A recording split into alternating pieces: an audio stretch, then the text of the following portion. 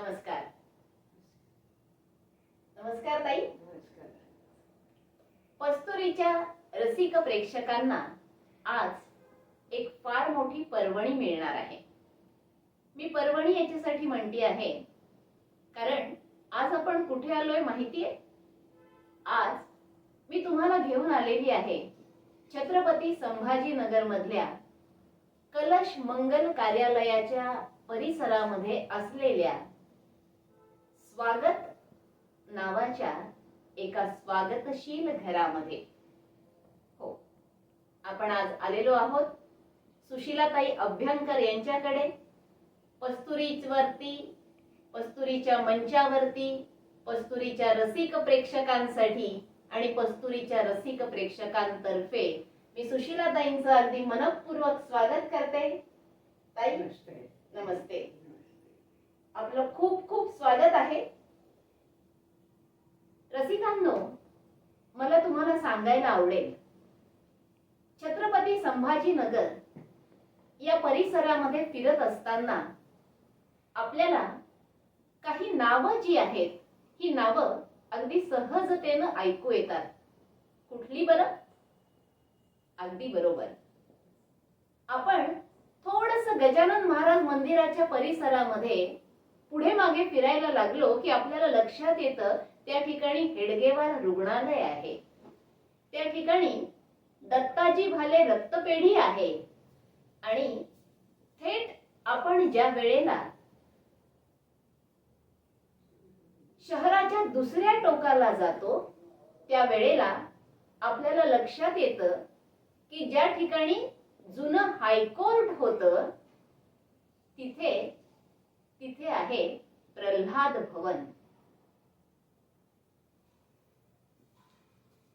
स्वर्गीय प्रल्हादजी अभ्यंकर यांच्या नावानं उभारली गेलेली ही वास्तू आजही राष्ट्राप्रती निष्ठा असलेल्या, समर्पित जीवन जगणाऱ्या सगळ्या कार्यकर्त्यांचं अगदी मनापासून स्वागत करत असते, त्यांची व्यवस्था करत असते. या प्रल्हादजी अभ्यंकर यांच्या पत्नी श्रीमती सुशीलाताई अभ्यंकर यांच्याशी आज आपण गप्पा मारणार आहोत आणि आपण जाणून घेणार आहोत राष्ट्रीय स्वयंसेवक संघाला, राष्ट्रसेविका समितीला. आणि मला फार आनंद याचा आहे, हे वर्ष जे आहे हे वर्ष राष्ट्रीय स्वयंसेवक संघाचं शताब्दी वर्ष आहे. या शताब्दी वर्षामध्ये शताब्दीच्या जवळ असलेल्या ताईंकडून त्यांचे अनुभव ऐकायचे, संघ समजावून घ्यायचा, भारत समजावून घ्यायचा, भारतीय संस्कृती समजावून घ्यायची. ही पर्वणी नाही तर अजून काय. तुमच्यामध्ये आणि ताईंमध्ये फार वेळ न थांबता मी आता ताईंना काही प्रश्न विचारते आणि तुमच्यासाठी खुला करते एक फार मोठा आपल्या संस्कृतीचा, आपल्या अनुभवाचा एक गाभा. ताईंना मी अगदी मनापासून विनंती करेल की त्यांनी आपल्याशी भरभरून बोलावं. आणि ही मुलाखत सुरू करण्यापूर्वी सुद्धा मला अभ्यंकर परिवाराचे मनापासून आभार मानायला आवडेल की ही मुलाखत घेण्यासाठी आणि पस्तुरी या YouTube चॅनलवर सादर करण्यासाठी त्यांनी परवानगी दिलेली आहे. त्याच्यामुळे श्री जयंत अभ्यंकर आणि त्यांच्या पत्नी तसंच सुशीलाताई या सर्वांचीच मी मनापासून आभारी आहे. ही मुलाखत मला घेण्याची संधी मिळती आहे ते पुनरुत्थान विद्यापीठाच्या कुलगुरू आदरणीय वंदनीय गुरुवर्य इंदुताई काटदरे यांच्यामुळे.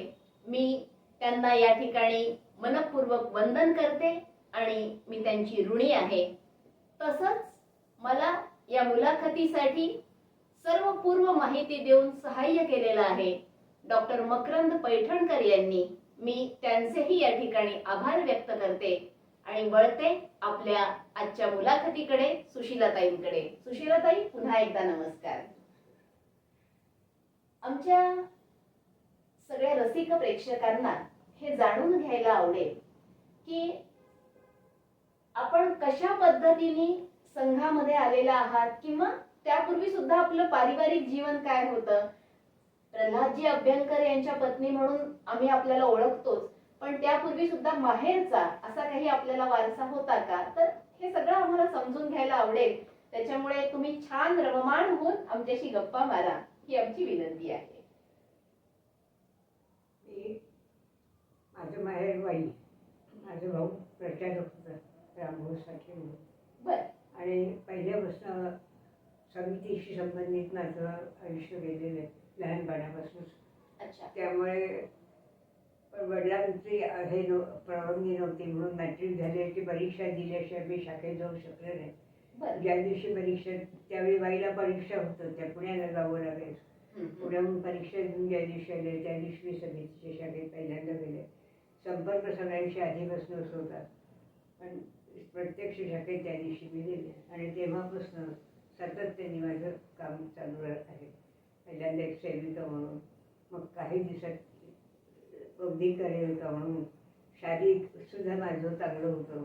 दंड आणि खडग याच्यात उत्तम मान होता मला. आणि त्याबरोबर शारीरिक आणि बौद्धिकची सुरुवात झाली. बौद्धिक हा विषय मुद्दाम स्वीकारला अभ्यासासाठी. अभ्यास करून बौद्धिक द्यावं लागतं आणि त्यामुळे अभ्यास करायला ही संधी मला मिळाली. आणि मी समितीची अखिल भारतीय बौद्धिक कार्यकर्ता म्हणून भारतभर बौद्धिक घेतलेली एक प्रवास केलेला आहे. जिथे आपण पूर्वीच्या काळी हे कळत दक्षिणेकडे मराठी काय हिंदी कळत नव्हतं. त्यावेळी तिथे इंग्लिशमध्येही मला बोलावं लागलं होतं, पण माझं इंग्लिश विषय मला जोड गेलं नाही. हिंदी आणि मराठी आणि इंग्लिश कमी, पण या सगळ्यात माझे बौद्धिक वर्ग व्याख्यानं झालेले. आणि विषय अनेक प्रकारचे. काही वेळा तर चढता चढता मला विषय सांगितले जायचे आणि ते मला बोलावे लागायचे, पण देवाच्या कृपेने मला ते बोलता आले आणि सगळ्यांना आवडले. पण म्हणजे सरस्वतीची कृपाच म्हणायची.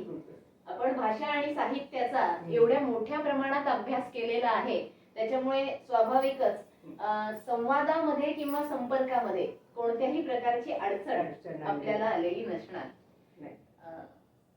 आपल्या शालेय जीवनापासूनच आपण समितीशी संबंधित आहात आणि अलीकडे आम्ही म्हणजे विद्यार्थ्यांना आम्ही कदाचित थोडंसं वेगळ्या भाषेत सांगतो, पण आम्ही त्यांना सांगत असतो की मन, मनगट आणि मस्तक हे ज्याचं चांगलं तयार झालेलं आहे तो फक्त देवाच्या समोरच नतमस्तक होत असतो. त्याला अन्य ठिकाणी माथा टेकवण्याची गरज पडत नाही. आणि मला वाटतं नेमकं हेच कार्य आपल्याकडनं समितीने करून घेतलेलं आहे किंवा तीच पूर्वतयारी होती. तर त्यावेळेला कोणते प्रचारक होते किंवा कोण तुमच्याकडून हे कार्य करून घेणारे होते, अशी काही नावं आठवताय? मुलापासून मला स्वतःला आवड असल्यामुळे कार्य करून घेण्याचा प्रश्न झाला नाही. मीच हे गेले. जसं शाखेत जायला लागले तसं आवश्यकतेनुसार विषय मांडणं ही सुरू केली. हे शारीरिक शिकवणं सुरू केलं. जसं तर आवश्यकतानुसार ते जिथे जिथे जे आवश्यक आहे. आणि मग लिखाणालाही सुरुवात केली. त्यानंतरच लिखाणाला सुरुवात झाली. कारण लिखाण करून विषय आपलं प्रतिपादन करणं हे एक आवश्यकता वाटली. आणि ह्या सगळ्यामुळे लिखाण, व्याख्यान आणि शारीरिक या सगळ्या गोष्टी आत्मसात करायला लागल्या आणि केल्या. कोण आपल्या सोबत अजून आपल्या ठिकाणचं कोणी होतं म्हणजे या शाखेमध्ये येणार किंवा ज्या हिरिरीने तुम्ही स्वतः काम करायच्या? तर तसं अनेक जणींची नावं सांगावी लागतील. त्याच्यात अनेक आमचे प्रचारक आहेत, कार्यकर्ते आहेत. बकुते देवकोळे म्हणून मुंबईच्या होत्या, त्या मूळच्या वाईच्या होत्या आणि त्या मला त्याच्या नावाने ओळखत होत्या आणि त्यांनी मला जास्त पुढे आणण्याचा प्रयत्न बकुते देवकोळेंनी केला. ती शारीरिक मध्येही म्हणजे माझं शारीरिक चांगलं होतं. मग त्यांनी हळूहळू सगळ्या गोष्टी करायला मला लावल्या आणि मग मी त्याच्यात सगळं मला करता यायला लागलं आणि अखिल भारतीय स्तरावर सगळ्यांना आवडायला लागलं ते. अरे वा, खूप छान. आणि विषय तर बौद्धिकचे विषय काही वेळा अगदी ऐन वेळा सांगितले जायचे, पण तरी मला ते म्हणजे मूळ देवाने दिलेली देणगी म्हणा किंवा आणि हिंदी आणि मराठीमध्ये प्रतिपादन सगळीकडे करावं लागायचं. तर त्याच्यात मी यशस्वी झाले. माझं आवडलं नाही की नाही कधी अगं बौद्धिक स्वप्नांचं यायचं सगळी खूपच छान म्हणून नमस्कार करून जायचे. अरे वा, म्हणजे ही देवाची देणगी मला लाभलेली आहे. वा, खूपच छान. आणि मग आता त्या वेळेला जे तुमचं औपचारिक शिक्षण होतं, त्या औपचारिक शिक्षणाची काय स्थिती होती? म्हणजे मला असं म्हणायचं की तुम्ही समितीमध्ये काम करायच्या, तर तुमचं औपचारिक शिक्षण आणि हे एकमेकांना पूरक होतं का त्याच्यामध्ये काही अंतर? नाही, मी लग्नाच्या आधी मॅट्रिक झाले. बरं. आणि लग्नानंतर ही मुलं जेव्हा कॉलेजमध्ये तेव्हा त्यांच्यावर घरी बसून मी BA केलं. अरे बापरे. एक वर्ष मुली जाऊन BEd पण केलं. आणि हे सगळं केल्यानंतर मी लोकपुरी वगैरे करायला सुरुवात केली. सरस्वती भुवनमध्ये, प्रौढ महाविद्यालयामध्ये काही दिवस केले, गुजरातीमध्ये काही दिवस केले. आणि माझे शिकवायचे विषय हिंदी, संस्कृत आणि इंग्रजी हे प्रामुख्याने आहे. गणित हे 4 विषय. हिंदी कमी त्यामध्ये, पण गणित, संस्कृत आणि इंग्रजी ते विषय मी शिकवलेले सगळीकडे. वा वा वा. आपण किती मोठ्या भाषा प्रभू अशा व्यक्ती समोर बसलेलो आहोत याची कल्पना आपल्या सगळ्या रसिक प्रेक्षकांना निश्चित येते आहे. आणि तो काळ असा, म्हणजे जे मी ऐकलेलं आहे त्या काळाबाबत, की अगदी 7वी झालेली सुद्धा व्यक्ती असायची, तर त्या व्यक्तीचं वाचन इतकं अफाट होतं की आजचा PG केलेला किंवा PhD करणारा सुद्धा काय वाचेल इतक्या मोठ्या प्रमाणात ते सगळं वाचन घडायचं. आणि अशा ह्याच्यात म्हणजे मी म्हणते, ज्यांना आपलं विद्यार्थी पण लाभलं ना, ते खरोखर स्वतःला धन्य मानत असतील. अजूनही माझं वाचन चालूच असतं. वाचन, व्यायाम, समितीची प्रार्थना या 3 गोष्टी माझ्या रोजच्या नेमाने होत असतात. ध्वज आहे टेबलावर ठेवलेला. आणि त्याच्यापुढे समिती सकाळी उठल्यानंतर गेल्या हे कोरोना सुरू झाल्यापासून म्हणजे 7-8 वर्ष झाली त्याला, तेव्हापासून मी घरी सेविका बसलेल्या असतील आणि डोक्यात त्रास करून देतील म्हणून एक विचार पाठवायला सुरुवात केली. आणि तेव्हापासून रोज सकाळी एक विचार, मराठी टायपिंग येत होतं, इंग्लिश येत होतं, मराठी टायपिंग येत नव्हतं. ते मराठी टायपिंग ते शिकले आणि ते विचार पाठवायला सुरू केले. रोज 5 वाजता मला विचार टाईप होतो आणि सगळ्यांपर्यंत जातो. म्हणजे तो विचार. बापरे, काय हा अमाप उत्साह.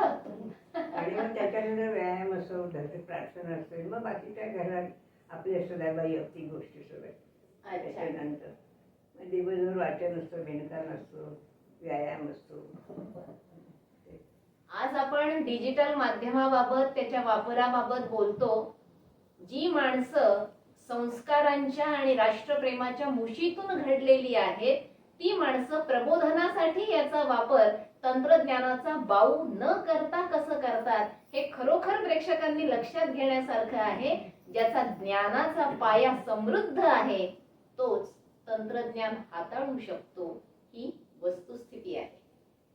सुशीलाताई, समितीच्या प्रार्थनेबाबत मला तुमच्याकडून काही जाणून घ्यायला आवडेल. काय अपेक्षा काय? खरं म्हणजे ना, तुमच्याकडे यायचं म्हणून मी अभ्यास करून आले, कारण मला माहितीये आपण कडक अशा शिक्षिका आहात. आणि त्याच्यामुळे मी म्हटलं बापरे, आता सुशीलाताईंची मुलाखत घ्यायची म्हणजे आपण अभ्यास केला पाहिजे.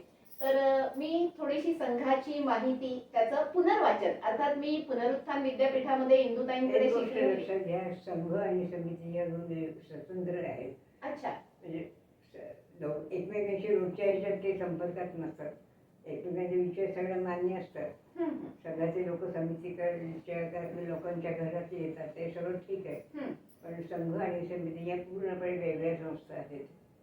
बर, मग आम्हाला थोडस समितीच्या स्थापनेबाबत किंवा कशी कशी समिती विकसित झाली ते सांगा. कारण मला स्वतःला हे मी एक त्याची जुळी बहीण म्हणून किंवा लहान भावंड म्हणून पाहत होते समितीकडे.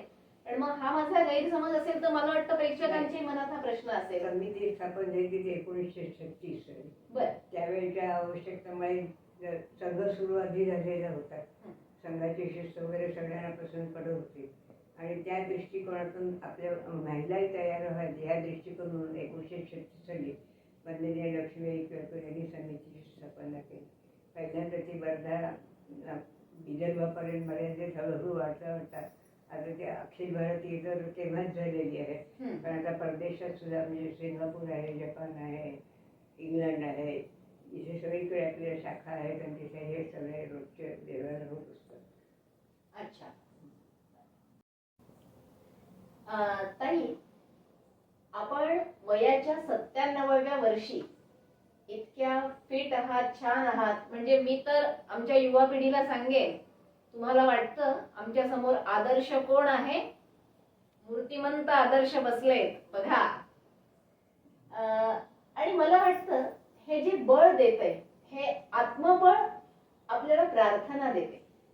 तर समितीची प्रार्थना, त्याच्याबद्दल तुमचा अनुभव म्हणा किंवा तुम्ही जे सांगाल ते आम्हाला आवडेल ऐकायला. प्रार्थना तुम्हाला आधी ऐकायची. मी तर आता सांगितलं, वयं भावी राष्ट्र तेजस्वी राष्ट्रस्य माता भवेत्, ही आमची कल्पना आणि ती आमच्या त्याच्या आधीच्या सगळ्या ह्याच्यात नाही. ती ऐकून प्रधान मग मी सांगते परत ते. बर चालेल. आपल्या सोबत आहेत आपल्या कस्तुरीच्या मंचावरती सुशीलाताईंच्या सुनबाई मंजिरीताई.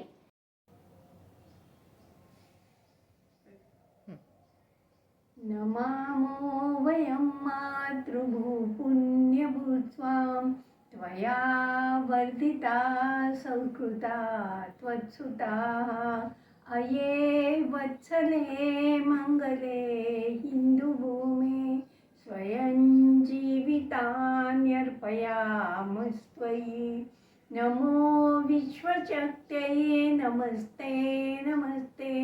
त्वया निर्मितं हिन्दुराष्ट्रं महत् प्रसादात् वैवात्र सज्जा समेत्य समालम्बितुं दिव्यमार्गं वयं समुन्नामितं येन राष्ट्रन्न एतत् पुरो यस्य नम्रं समग्रं जगत् तदादर्शयुक्तं पवित्रं सतीत्वं प्रियाभ्यसुताभ्य प्रयच्छाम्बते. समुत्पादयास्मा सुशक्तिं सुदिव्यां दुराचार दुर्वृत्तिविध्वंसिनीं. पिता पुत्र भ्रातृश्च भर्तारमेवं सुमार्गं प्रति प्रेरयन्तीमिह. सुशीला सुधीरा समर्था समेताः स्वधर्मे स्वमार्गे परं श्रद्धया. वयं भावि तेजस्वी राष्ट्रस्य धन्याः जनन्यो भवेमेति देयाशिषं. भारत माता की जय. खूप छान पद्धतीने आत्ताच आपण मंजिरीताईंनी सादर केलेली जी समितीची प्रार्थना आहे ही प्रार्थना ऐकली. आणि सुशीलाताई, मला तुम्हाला त्याच्यातला जो शेवटचा भाग आहे त्याच्याबद्दल थोडंसं विचारायला आवडेल. म्हणजे मी ज्या वेळेला ही प्रार्थना ऐकत होते, स्वधर्मे स्वमार्गे परमश्रद्धया, तर ही स्वधर्मावरती स्वमार्गावरती परमश्रद्धा असणं आणि जेव्हा आपण स्त्रीच्या बाबतीमध्ये विचार करतो तर स्वाभाविकरित्या भारतीय संस्कृती स्त्रीचं पूर्णत्व तिच्या मातृत्वामध्ये मानत आलेली आहे. आज कदाचित मातृत्वाबद्दलचे विचार फार मोठ्या प्रमाणावर बदललेले आहेत. पण मला तुम्हाला विचारायला आवडेल की आपल्याकडे जे म्हणलं जातं, मुलगी शिकली प्रगती झाली, हा शिक्षणाचा एक भाग. आणि दुसरीकडे आपण ज्या वेळेला भारतीय संस्कृतीमधल्या शूरवीरांच्या जीवनाचा सगळा इतिहास पाहतो त्यावेळेला असं जाणवतं की त्यांच्या आईचा फार मोठा वाटा त्यांच्या घडण्यामध्ये आहे. तर मला थोडंसं हे आई या प्रतिमेबाबतची असं नाही म्हणणार मी, पण स्त्रीची जी ही भूमिका आहे ना आई म्हणून, तर ती त्या वेळात काय होती, आज काय असावी, हे थोडं तुमच्याकडून मला जाणून घ्यायला आवडेल. पहिल्यापासून आई ही जी भूमिका आहे, माता म्हणून तिला म्हणतात, तिने घडवण्याचंच काम केलेलं. म्हणजे नुसतं जन्म द्यायचं नाही, जन्म दिल्यानंतर त्याचा व्यवस्थित संस्कार त्याच्यावर करायचं, त्याच्या शिक्षणाकडे लक्ष द्यायचं, त्याच्या शारीरिक सामर्थ्याकडे लक्ष द्यायचं आणि त्याचबरोबर तो समाजात किती मिसळून राहील याच्याबद्दलही लक्ष द्यायचं. अशा त्या मुलाचं संगोपन करायचं हे काम आईचं आणि म्हणून माता ही एक आदरणीय गोष्ट आपल्या भारतीय संस्कृतीमध्ये आहे. आणि या सगळ्याच्या वयं भावी तेजस्वी राष्ट्रस्य माता, भावी तेजस्वी राष्ट्राच्या माता, म्हणजे आम्ही हे सगळं करणार आहोत. आज म्हणजे मातेकडून जे अपेक्षित आहे ते आम्ही सगळं करणार आहोत आणि अशी आमची तमन्ना आहे. राष्ट्राच्या बाबतीत आमची तीच अपेक्षा आणि इच्छा आहे. त्याला घडवण्याबरोबरच त्या मुलांनी चांगलं झाल्यानंतर आपलं आयुष्य जे आहे ते चांगल्या गोष्टी सांभाळावं त्याच्यासाठी प्रयत्न निश्चित आहेत. बरोबर. आईच्या बाबतीमध्ये आपण अनेक निबंधांमधनं वाचतो, अनेक गाजलेल्या कविता आहेत. म्हणजे मला माहिती आहे जी थोडीशी जुन्या पिढीची लोक आहेत ना, त्यांना तर आई म्हणलं की आधी स्वामी तिन्ही जगाचा, आई विना भिकारी. हीच कविता निश्चितपणानं आठवत असणार आणि मनाला हात घालत असणार.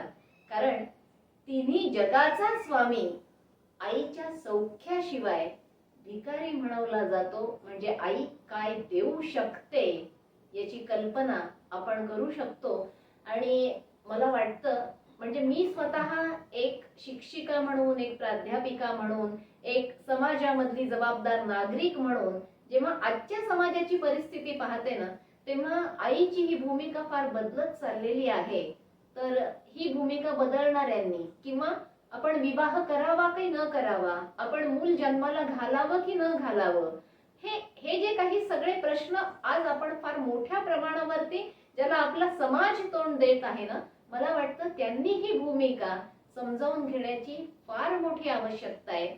सहज आठवलं म्हणून तुम्हाला सांगते, आईच्या बाबतीमध्ये मी असं वाचलेलं होतं, आई म्हणजे काय तर आ म्हणजे आत्मा आणि ई म्हणजे ईश्वर. ईश्वराला अगदी प्रत्येक ठिकाणी उपस्थित राहणं कदाचित शक्य नाही आणि म्हणून त्यानं आईला निर्मिलेलं आहे. आईचं स्थान हे मुलाच्या जीवनामध्ये, मुलाच्या म्हणजे मुलाच्या आणि मुलीच्या देखील अपत्याच्या या अर्थाने, तर आईचं स्थान हे अपत्याच्या जीवनामध्ये ईश्वराचं स्थान असतं. आणि समितीची प्रार्थना आपल्याला सांगतीये, राष्ट्रासाठी तेजस्वी माता घडाव्यात. कारण या तेजस्वी माता उद्याच्या पिढ्या घडवणार आहेत आणि संस्कृतीचा वारसा समर्थ हातांमध्ये देणार आहेत. तर ज्या समर्थ हातांनी हा वारसा इथपर्यंत आणलाय, पुन्हा एकदा आपण वळूयात सुशीलाताईंकडे आणि त्यांना विचारूयात पुढचा प्रश्न. सुशीलाताई, तुम्हाला माहेरूनच हा सगळा वारसा मिळालेला आहे. आम्हाला विवाहानंतरच्या काही गोष्टी जाणून घ्यायला आवडतील. म्हणजे अगदी प्रामाणिकपणे सांगायचं तर मी तुमची माफी मागते, पण माझं अजून फारसं वाचन या सगळ्या संदर्भात झालेलं नाहीये, म्हणजे संघाच्या संदर्भामध्ये सुद्धा आणि समितीच्या सुद्धा.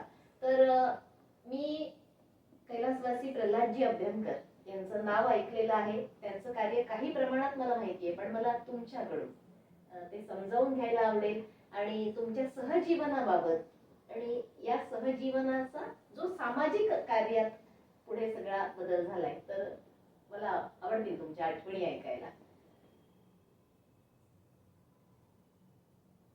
खरं म्हणजे आमचं जे लग्न झालं ते गुरुजींच्यामुळे झालं. गुरुजींना मीही माहिती आहे, समितीचं काम करणारे यांची माहिती होती. आणि गुरुजी कशावरून तरी विषय निघायला, बाबा भिडे पुण्याचे संघ चालू होते ते आणि गुरुजी या दोघांची सूचना अशी होती की तुम्ही यांचं लग्न झालं पाहिजे आणि ते झालं तर एक चांगलं कुटुंब तयार होईल. आणि सर्वत्र लग्न त्यावेळेच्या ह्याला मान्य नव्हतं त्यावेळेच्या काळात, पण तरी एक वेगळे गुरुजी आले, म्हणजे पूजा सांगणारे वगैरे गुरुजी आले आणि त्यांनी आमचं लग्न लावून दिलं. मग त्याच्यानंतर स्वाभाविकच पुष्कळ अनेक संकट आली गेली.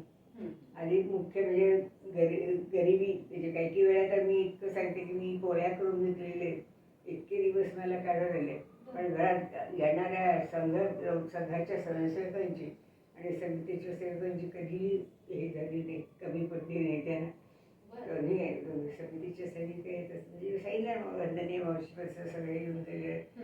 डॉक्टर हेडेकरांना आणि गुरुजींपासून सगळे घेऊन गेले. बाळासाहेब देवरोज तर राहिलेले. वा. काही प्रचार आजारी झाल्यानंतर नाना पालकर म्हणून एक होते हो, प्रचारक. हो. तर ते आजारी पडल्यानंतर त्यांनी मला सांगितलं, मी त्यावेळी नेहरू गावी खेडेगावात राहत होते. नेहरूगावला हे आमचं घर, तिथे खेटर राहत होते. पण त्यावेळी ते नाना पालकरनी सांगितलं मला सुशिलाकडे घेऊन सगळ्यांनी सांगितलं, अरे ते इतकं खेडेगाव औषध मिळायचे ते. म्हणाल तिला माहिती आहेत औषध, ती मला दिलं औषध, मला तिच्याकडे बरं वाटेल म्हणून ते नेहरूगाव येऊन राहिलं. म्हणजे खेडेगाव त्याच्या मुळातच मला वडील डॉक्टर असल्यामुळे काही औषधांची माहितीच होती. अच्छा. पण त्यानंतर आपल्याला राहायचंय म्हटल्यानंतर मी बरीच औषधं लाडून घेतली त्यांचं काम. आणि स्वतःकडे नेहमी मी कारण गावात गरीब लोक होते आणि त्यांना औषध घेण्याची शक्यता त्यांच्याकडे नव्हती. त्यामुळे त्या लोकांना औषध देण्यासाठी स्वतःकडे गोळ्यांचा असायचा. आणि गावात कोणाला काही झालं की ते बोलायचे कुचायला ना त्याला अमुक अमुक होतं, मी त्यांच्याकडून जाऊन पाहिजे. आणि तसं काही खूप डॉक्टर होऊन झाले नाही तरी मला साधारण सगळ्या रोगांची माहिती होती. आणि त्यामुळे ताबडतोब उपचार म्हणून माझं त्यांचा खूप मोठा उपयोग होतो. अरे वा. म्हणजे आपल्या भारतीय संस्कृतीतला आजीबाईंचा बटवा कसा विकसित झाला याचं उत्तर खरं म्हणजे आपल्याला या ठिकाणी मिळालेलं आहे. आणि हा आजीबाईचा बटवा ज्याच्या गाठीशी आहे ना त्याला वैद्याची वेगळी गरज नाही. मला हे खूप छान वाटतं सुशीलाताई. म्हणजे आता वास्तविक पाहता आपण सुरुवातीला बोलत होतो तेव्हा आपण तुमच्या भाषा आणि साहित्याच्या अभ्यासाबद्दल किंवा तुम्ही विवाहानंतर BA केलं ही वस्तुस्थिती आहे. आणि अलीकडचे जो म्हणजे तुम्हाला मी गमतीचा भाग म्हणून सांगते. काय होतं माहितीये, BAच्या मुलांना समजा एखादा प्रश्न आला तर ते हा सिलेबसच्या बाहेरचा आहे. आणि तुमचं जर जीवन आम्ही पाहिलं तर आम्हाला असं लक्षात येतं की तुम्ही जीवन उपयोगी शिक्षण मग ते कोणत्या शाखेचं आहे. म्हणजे वास्तविक पाहता आता तुम्ही ज्या बटव्याबद्दल सांगितलं, ज्या औषधांबद्दल सांगितलं, हा सगळा मेडिकलचा भाग आहे. आणि मेडिकलचं जर मी शिक्षण घेतलेलं नाही तर मला कसं माहिती असेल, हा आजच्या मुलांचा प्रश्न असेल. पण मग हे जे जीवन आणि शिक्षण ह्याच्यातलं नातं आहे किंवा या दोघांनी परस्परांशी सांगड घातली पाहिजे, तर त्याच्याबद्दल थोडं आजच्या पिढीला तुम्ही काही सांगावं असं मला वाटतं. हे औषधांबद्दलच तुम्ही विचारलं तर औषधं साधारण जे आहे त्याची माहिती मी करून घेतलेली होती. आणि गावात ना डॉक्टरकडे जाणं हे डॉक्टरकडे नसतच, त्यामुळे जाणंही कठीण होतं. त्यामुळे गावातल्या घरोघरच्या सगळ्या औषध रोगी जे असतील त्यांना औषध द्यायला मी औषध देत असे. आणि ते विश्वासाने येत असत आणि त्यांना बरंही वाटत असत. एक आमचे सांगायला हरकत नाही, बाई कुलकर्णी म्हणून त्या सोळ्याबाई होत्या आणि त्यांना बरं नाहीसं झालं.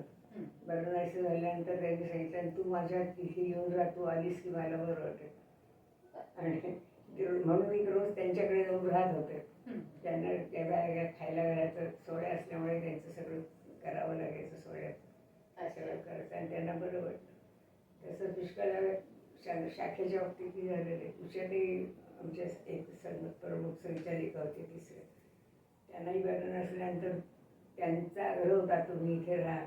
आणि औषध वगैरे चालू होती पण जास्त काही झालं घाबरायला लागली हो की काय तर ते तुम्ही मला देऊ शकाल म्हणून मला त्यांची खोली लहान नव्हती घरी, इतकी अशी खोली होती त्यांची एक पलंग. आणि मला त्यांनी तिथे दुसरा पलंग आणून घेतला. आधी तर खाली झोपत होतं पण तुम्ही माझ्या खोलीतच राहा त्यांचा आग्रह होता. कारण त्यांना त्याचा विश्वास वाटत दिलासा वाटत आपण राहिले.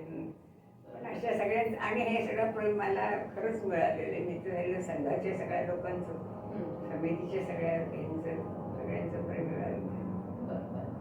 म्हणजे आपल्याला असं लक्षात येतं की ज्या ठिकाणी ज्ञान आहे, समर्पण आहे, सेवाभाव आहे, या तिन्ही गोष्टी म्हणजे खरं तर मला असं स्वतःला वाटतं भारतीय तत्वज्ञानामध्ये ज्ञान, कर्म आणि भक्ती हे जे 3 मार्ग सांगितलेले आहेत ना, हे 3 मार्ग हे लोक प्रत्यक्षामध्ये जगत होते. सुशीलाताई, मला गंमत याची वाटते, मी तुम्हाला जे जीवन आणि शिक्षण याच्याबद्दल बोलत होते ना, तर विनोबा भावेंचं मी स्वतः शिक्षण विषयक विचार स्वतंत्र पुस्तक जे आहे ते पण वाचलं होतं. आणि त्यांनी इतकं छान भाष्य केलं त्याच्यावरती. म्हणजे आता जी बदलत जाणारी शिक्षण पद्धती आहे ती बघून ते म्हणतात, आताच्या मुलांकडे पाहिलं तर असं वाटतं पहिली 25 वर्ष हे जीवन गुंडाळून ठेवून शिकतात आणि उर्वरित आयुष्य शिक्षण गुंडाळून ठेवून जगतात. आणि असा हा जो काही जीवन शिक्षणामध्ये भेद निर्माण होतो ना, मला वाटतं त्याच्यामुळे अनेक समस्या निर्माण होतात. खरं म्हणजे पूर्वी एकत्र कुटुंब पद्धती होती, त्याच्यामुळे घरामधनच खूप ज्ञान मिळायचं. म्हणजे मुली किती सहजतेने पोळ्या करायला शिकायच्या, मेहंदी काढायला शिकायच्या, रांगोळी शिकायच्या. आज सगळ्याचे क्लासेस लावावे लागतात त्यांना बाहेर. म्हणजे आपल्या कुटुंबाने हे जे काही हरवलेलं आहे ना. आमचं जे कुटुंब ते खूप मोठं अभ्यंकरांचं कुटुंब. आणि माझे हे जसं माझ्या आजी सासऱ्यापासून समजून मी माझ्याकडे होती. माझ्याकडे आम्ही एका वाड्यातच राहत होतो. पण मग आजी सासऱ्यांच्यापासून मला सगळ्यांचं करायला लागलं. आणि त्यांचा विश्वास होता. म्हणजे त्यांना काही व्हायला लागलं की ते पहिल्यांदा मला येऊन सांगत, मला अमुका होतं काय देते औषध, असं आजी सासरे कोण विचारत होतं. अरे वा. आजी सासरे सगळेजण म्हणजे धीर माझे त्यांनी लग्न केलेलं नव्हतं. पण त्यांच्याही दुखण्याच्या ह्याच्या आजारात मी त्यांच्या शेजारी बसलेली त्यांना आवडत असेल. पण असं सगळं मोठं कुटुंब चुलत वगैरे सगळं लोक मी एका वाड्यावर राहतो. त्यामुळे माझ्या काही सासवांच्या बालपणाच्या वेळी सुद्धा मला मदत करावी लागली. त्यांची म्हणजे सासवांची मुलं मी सांभाळलेली आहेत. अरे बापरे. आणि ती सांगायची, एक माझी नणंद होती, चुलत नणंद होती. तर ती कायम इथे माझ्याकडे येऊन राहायची. तर बाकीचे लोक म्हणायचे ती कुठे दिसत नाही असं म्हणलं की तिच्याकडे असेल, चुकल्यापैकी तिथेच. म्हणजे इतकं त्या सगळ्यांचं आणि प्रेम मला सरळ सगळ्यांचं मिळालं. अरे वा. करावंही फार नाही लागलं, म्हणजे कष्ट करावे नाही लागले, पण त्यांना हे देणं, विश्वास देणं त्यांच्याकडे या सगळ्या गोष्टी करता आल्या मला. बरोबर. म्हणजे तुमचं नातंच इतकं छान विकसित झालेलं होतं आणि तो जो परस्पर विश्वास होता. खरं म्हणजे ना ताई, मला स्वतःला एक प्रश्न असा पडतो.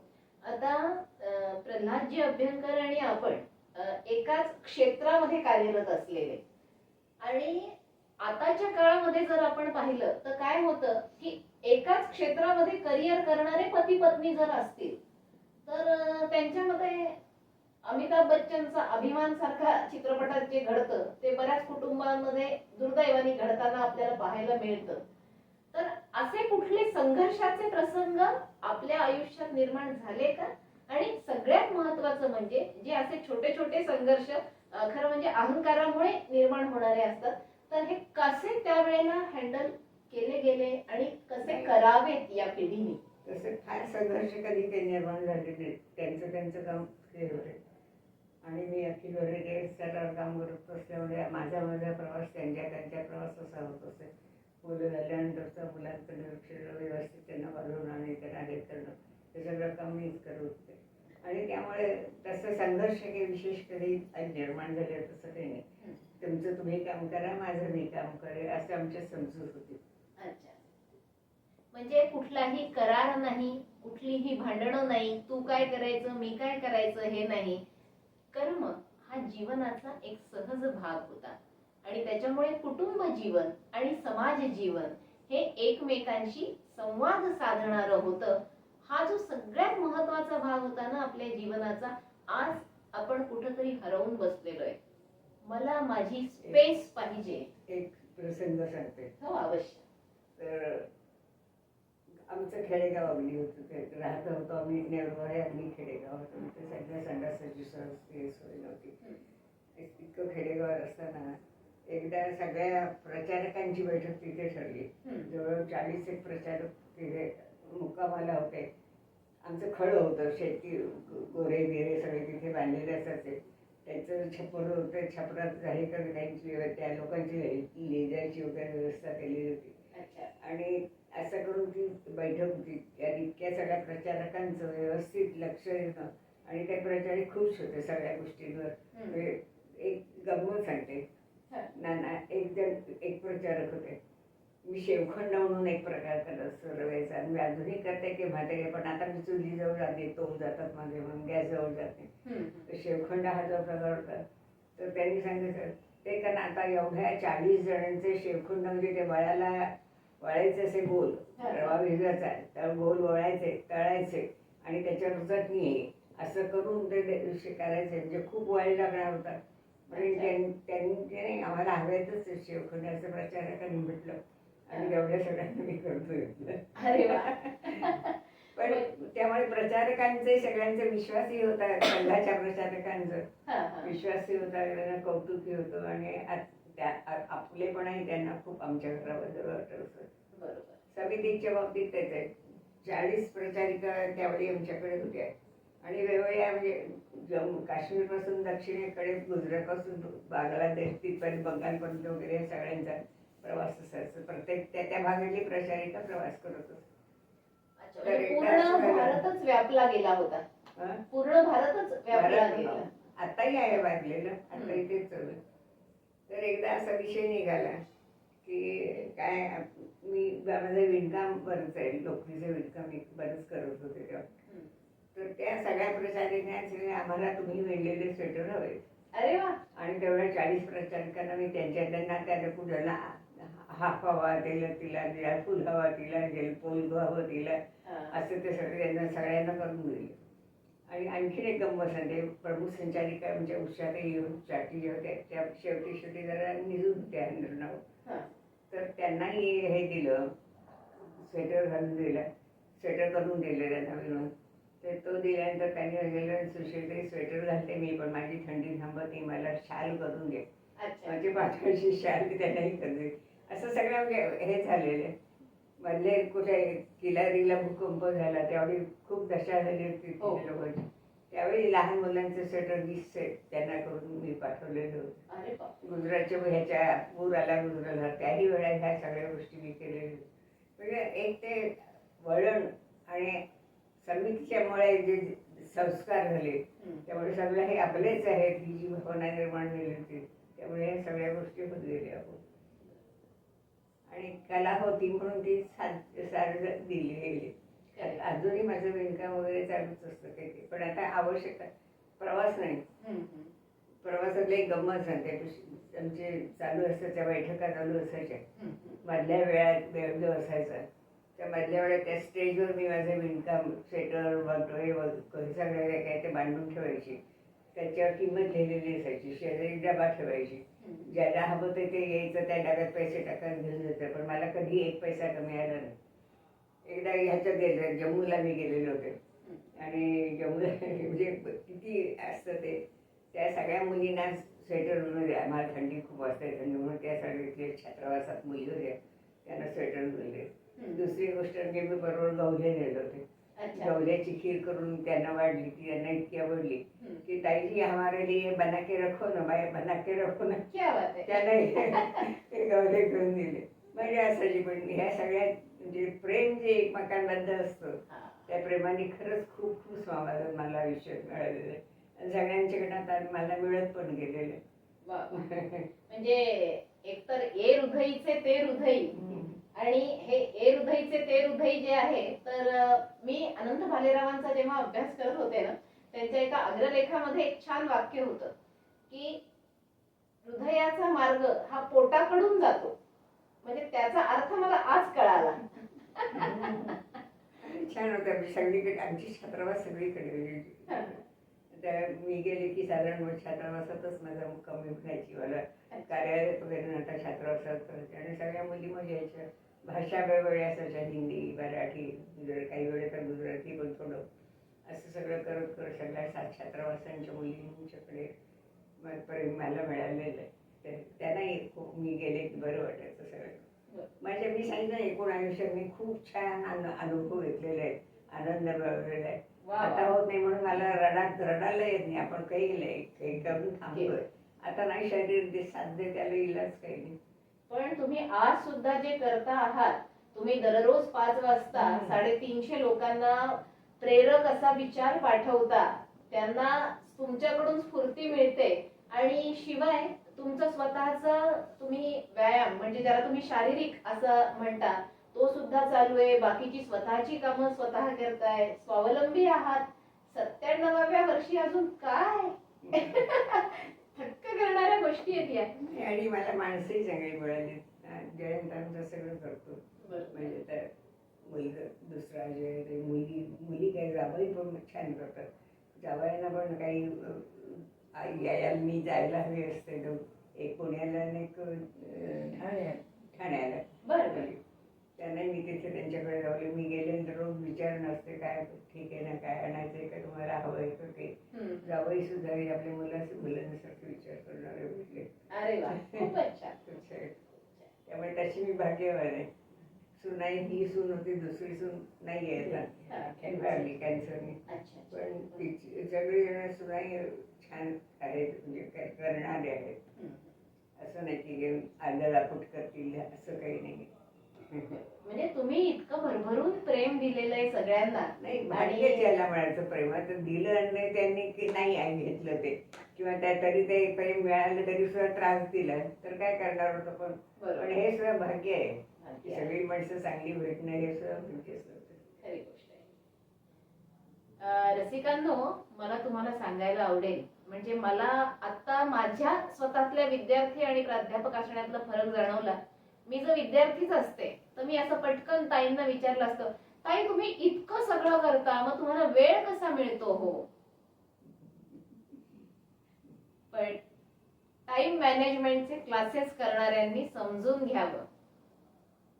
आपुलकी असेल, आस्था असेल, प्रेम असेल आणि मनामध्ये करुणा असेल तर अगदी स्वाभाविकपणाने आपल्या माणसांसाठी सगळं काही करायला वेळ मिळतो.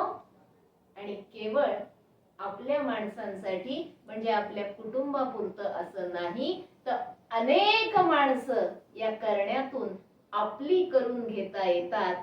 जगण्याचं हे फार मोठं सूत्र आज सुशीलाताईंनी आपल्याला दिलेलं आहे. आणि त्या सूत्रासाठी मी सुशीलाताईंचे आपल्या सगळ्यांच्या वतीनं आभार मानून मोकळी होणार नाही तर आपण त्यांच्या ऋणात राहिलं पाहिजे. आणि हे सूत्र आपल्या जीवनात पुढे वाहिलं पाहिजे ही कस्तुरीतर्फे तुम्हा सगळ्यांना मी खास विनंती करेन. संपलं तर नाही, आपल्याला थांबायचं तेव्हा थांबता येईल. तुम्हाला अजून काही सांगायचं असेल तर तुम्ही सांगू शकता. काही तुम्हाला संदेश द्यायला आवडेल आमच्या नवीन पिढीला म्हणजे तुमचं आयुष्य हे स्वतः संदेश आहे. तुला एक विचार मी रोज पाठवत असतो. हो. तो विचार सगळे देशभर सगळीकडे जातो. एखाद काही विचार आम्हाला सांगताल तुम्ही जे तुम्ही पाठवत असता त्याच्यातले. हो नाही मग आता एक विषय कुठला तरी घेतला का कुठला घेतला आणि त्याच्यावर 7-8 दिवस हे केलं. पूजा हा विषय घेतला होता. पूजा म्हणजे मग त्याच्यावर मग काय पूजे का करायची, कुणी करायची, कशासाठी करायची, त्याचे साधन काय, पूजेत लागणारे आवश्यकता काय काय आहे, त्यांचं महत्व काय, असं सगळा विषय म्हणून तो 7-8 दिवस विषय मांडवतो. एका वेळी जास्त म्हणजे 9-10-12 ओळी जास्तीत जास्त टाईप करते कारण वाचायला बायकांना वेळ नसतो. बरोबर. त्यावेळी खूप लांबून लागत नाही कधी. 10-12 दिवसात तो पूजा हाच विषय घेतला. आणि मी जे वाचते त्याच्यातलं मला जे आवडतं ते मी खुणा करून ठेवत असते आणि ते पाठवत असते. बरोबर.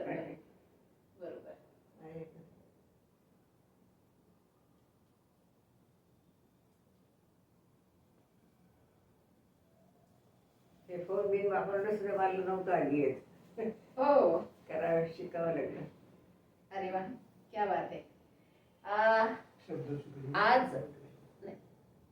आज जो ताईंनी विचार पाठवलेला आहे ना तर तो विचार मी तुम्हाला सगळ्यांना ऐकून दाखवते. हाच आहे. दिवा हे ज्ञानाचे प्रतीक आहे. याच्या संदर्भात जो आपण पाठवलेला आहे तर तो पाठवते. आणि मला तुम्हाला सांगायला आवडेल आपली ही जी मुलाखत आहे ही कस्तुरीवरून प्रसारित होईल आणि त्याची लिंक ज्ञानोत्सववर जाईल. आणि ज्ञानोत्सव या संकेतस्थळाचं वाक्य आहे, ज्ञान म्हणजे उजळून निघणं. आणि आपला हा जो संदेश आहे हा उजळण्याकडेच नेणार आहे, म्हणून सगळ्या प्रेक्षकांना हा मी या ठिकाणी वाचून दाखवते. दिवा हे ज्ञानाचं प्रतीक आहे. दिवाळीचा सण निश्चित प्रकारच्या जाणीवेनं साजरा केला जातो. धनत्रयोदशी म्हणजे चित्ताला अनर्थ न मानता जीवन सार्थक करण्याची शक्ती मानून महालक्ष्मीची पूजा करायची. आळस, अस्वच्छता वगैरेंना दूर करणं म्हणजे नरकासुरांना मारणं म्हणजे नरक चतुर्दशी. जुने वैर विसरून शुभ संकल्प करायचा दिवस तो म्हणजे पाडवा. आणि स्त्रीकडे पाहण्याचा भद्र, भद्र म्हणजे चांगला, मंगलकारक, स्त्रीकडे पाहण्याचा भद्र दृष्टिकोन म्हणजे भाऊबीज. म्हणूनच दिवाळी आनंदाची होते. ताई, हा जो सगळा आनंदाचा वारसा आपण आम्हाला दिलेला आहे हा आम्ही निश्चितपणाने पुढे घेऊन जाऊ. आणि आपल्याबद्दल मनापासून मी कृतज्ञता व्यक्त करते आणि आपली रजा घेते. धन्यवाद.